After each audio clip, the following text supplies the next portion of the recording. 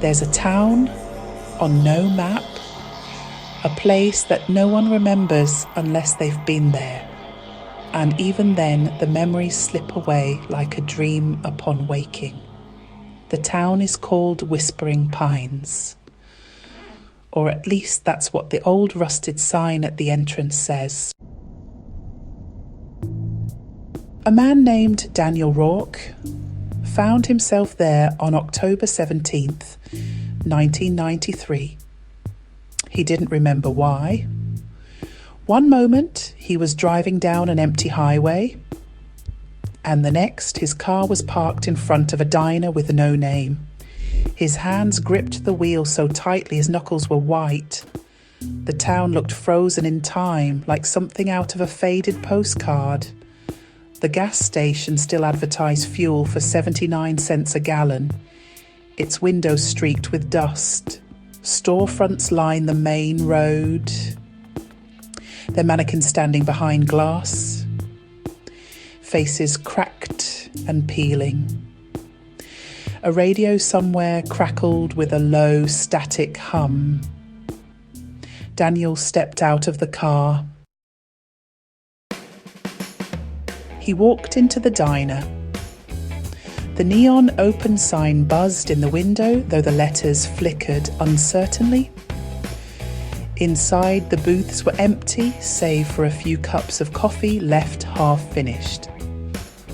The coffee was still steaming.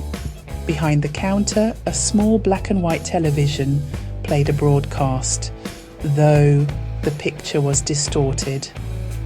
A news anchor's voice stuttered through the interference. Breaking news. Evacuation. Remain indoors. Do not. Then silence. Daniel reached over the counter and turned the knob. The screen flickered, showing a frozen image of a woman's face. Or at least what looked like one. Her features were blurred as though the camera had captured her mid-movement, eyes wide, mouth open. Her lips twisted into something that wasn't quite a scream. Then she moved. Daniel stumbled back, nearly knocking over a stool. The screen went dark. It came from the back of the diner, from the kitchen. You shouldn't be here. Daniel's breath caught in his throat. It was a whisper, but it was right next to his ear. He spun around.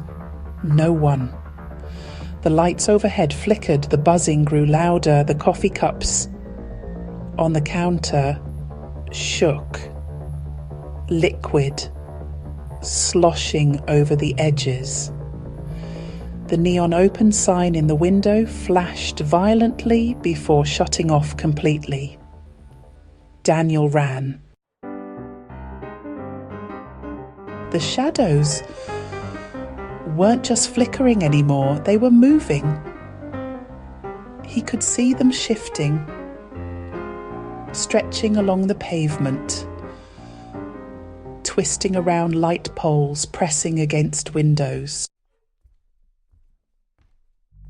Then he saw the people, or at least he thought they were people. They stood on the sidewalks facing away from him.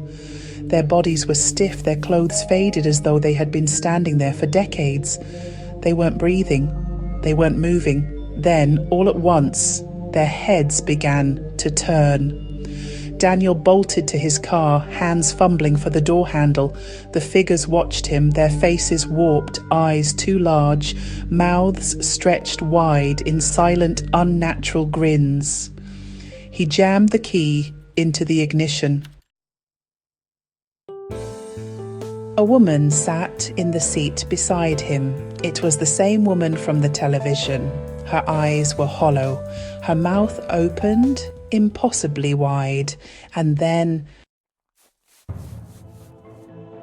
the next morning, a highway patrol officer found a car abandoned on the side of Route 46. The driver's seat was empty. The keys were still in the ignition. No one ever found Daniel Rourke, but if you drive down that road on a quiet night, your radio might flicker with static, and if you listen closely, you might hear A voice whispering through the interference, "You shouldn't be here."